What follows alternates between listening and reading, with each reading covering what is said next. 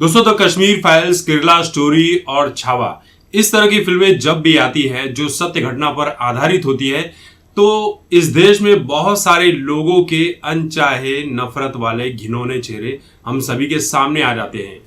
वो उन सभी बातों को नकार देते हैं और कहते हैं कि ये तो एक प्रोपेगेंडा फिल्म है।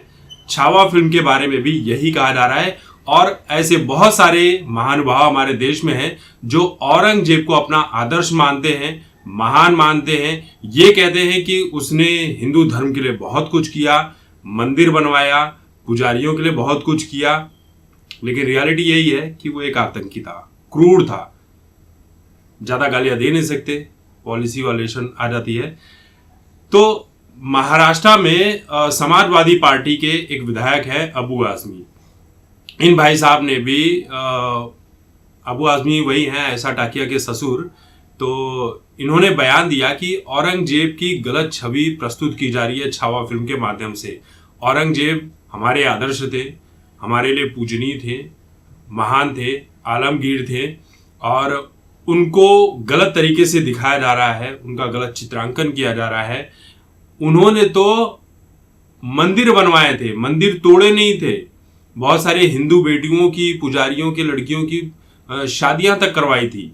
वो इतने महान थे, लेकिन हमारे देश में उन्हें बदनाम किया जा रहा है। अब जैसे ये बातें आई, उनके खुद के जो महागठबंधन के लोग हैं वो उनके खिलाफ खड़े हो गए। महायुति की बात तो छोड़ ही दीजिए, बीजेपी की बात तो छोड़ ही दीजिए, उनके खुद के जो महागठबंधन के लोग हैं उनके खिलाफ खड़े हो गए और इन्हें विधानसभा से भैया कुछ टाइम के लिए, कुछ सत्र के लिए हटा दिया गया है, सस्पेंड कर दिया गया है और डिमांड कर रहे हैं कि इन्हें बाकी के 2 सत्र के लिए भी सस्पेंड कर देना चाहिए। लेकिन सबसे बड़ी बात योगी जी ने कही। योगी जी ने कहा कि उस कमबख्त को, अबू आजमी को यहां यूपी भेज दो, बाकी हम उसे बता देंगे कि औरंगजेब कौन था, क्या था।